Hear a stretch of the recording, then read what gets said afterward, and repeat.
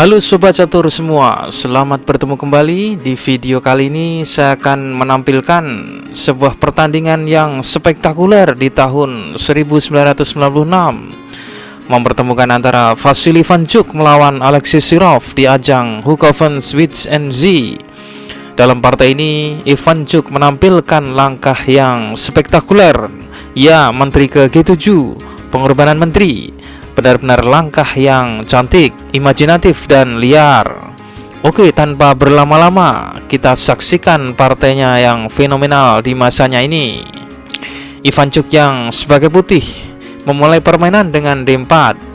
Sirov membalas D5, C4, C6, dan kuda C3. Kemudian Sirov kuda F6.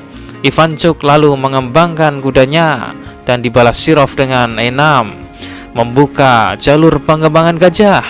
Setelah langkah pion E6 ini membentuk segitiga pion yang mengadopsi pertahanan semi-Slav. Sepertinya terlihat sangat kokoh, tetapi sangat menarik karena memiliki varian yang tajam yang membuat permainan menjadi menarik. Alur permainan putih sebenarnya adalah membuka pion E3 untuk membuka gajah mengontrol C4. Tapi sebelum diagonal ini tertutup pion E3, maka gajah ini harus keluar. Ivanchuk memainkan gajah G5, memaku kuda. Langkah yang sebenarnya cukup ambisius, mencoba mengambil inisiatif. Sirov melakukan pertukaran pertama dengan D kali C4, kemudian dibalas E4, membangun pion pusat yang kuat sekaligus membuka diagonal gajah, mengancam pion. B5, hitam berupaya mempertahankan pion C4.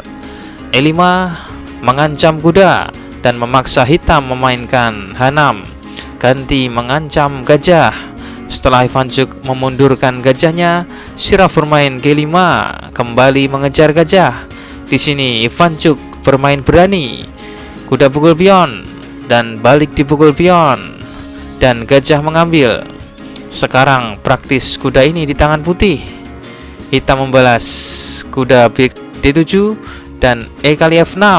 Sampai di sini hitam tidak boleh memukul pion putih ini karena putih dapat memainkan menteri ke F3, menciptakan serangan ganda. Dan Sirov bermain sabar dengan bermain gajah B7. Ivanchuk bermain G3, membuka diagonal ini dan memancing hitam bermain C5, membuka diagonal untuk mengancam benteng. Ivanchuk merespon D5 dan menteri ke B6, gajah G2, dan Sirov bermain rokade panjang. Dan Ivanchuk memainkan rokade yang terbalik dengan hitam. Ya, rokade pendek. Biasanya dengan rokade yang berlawanan ini melahirkan pertarungan yang sengit karena masing-masing melakukan serangan di sayap yang berbeda. Hitam memainkan B4 menyerang kuda. Kuda ke-4 balik menyerang menteri B5 dan A3 dengan ide membuka lajur A untuk bentengnya. E kali D5 dan A kali B4, C kali B4, jawaban yang paling natural. Kemudian putih memainkan gajah E3 menyerang pion A7. Sirov menutup dengan kuda. Ivanchuk bermain menteri ke G4 skak, ditutup benteng. Dan secara mengejutkan, Ivanchuk memainkan langkah indah, pengorbanan menteri ke G7. Ya, menteri ke G7, sebuah pengorbanan posisional menteri yang menakjubkan. Ya, pion F6 yang semula dicuekin oleh hitam, dibiarkan oleh hitam. Pion ini akhirnya berpisah. Pion putih ini ikut berperan terhadap ide langkah ini dan memaksa hitam mengambilnya. Jelas mengurangi pengawalan ke kuda. Balik dipukul pion dan benteng ke G8. Kuda pukul kuda, dan dari pengorbanan menteri tersebut putih mendapatkan diagonal sepasang gajahnya yang berbahaya. Ada ancaman juga dari benteng ke A7.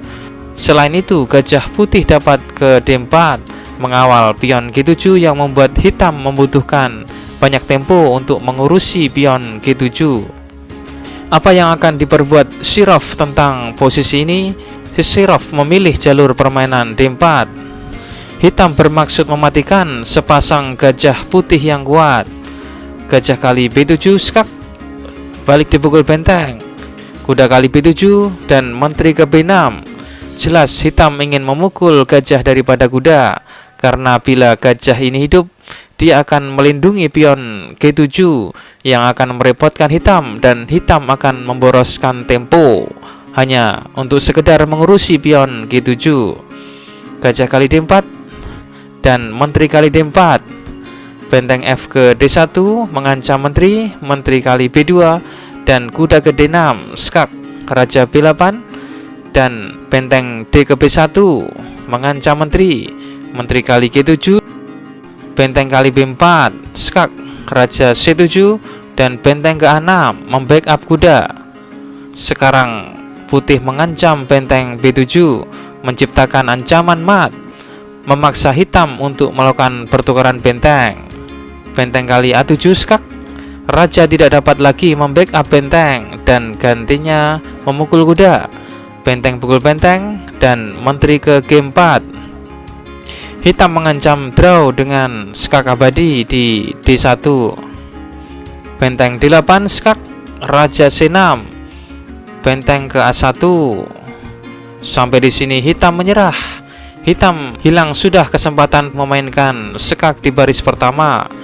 Pion C hitam ini lambat laun akan jatuh juga dengan kolaborasi dua benteng putih.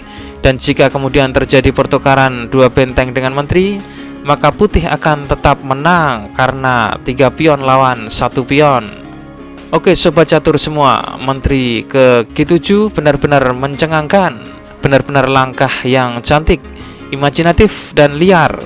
Membandingkan nilai menteri dengan biji-biji lain adalah salah satu yang tersulit dalam catur. Mengorbankan menteri untuk dapat kompensasi perwira yang lebih kecil nilainya memang membutuhkan pertimbangan yang panjang. Memang nilai tidak seimbang, tetapi ketidakseimbangan ini melahirkan game yang terbaik dan indah. Dan inilah konsep dari permainan Vasily Ivanchuk. Demikianlah partai antara Vasily Ivanchuk versus Alexei Sirov di ajang Hugo van Wijnendijk tahun 1996. Semoga menginspirasi. Selanjutnya akan kita tampilkan kunci jawaban problem catur video yang kemarin. Kuncinya adalah A4. Apabila hitam G4, maka menteri K3, gajah kali B5 skak dan A kali B5 skak. Dalam posisi ini apabila hitam memainkan gajah kali B5 skak, maka A kali B5, G4 dan menteri ke A4 skakmat. Dan selanjutnya akan kita tampilkan problem catur terbaru. Silahkan dipelajari dan kunci jawabannya akan saya tampilkan di video selanjutnya. Sekian dan terima kasih.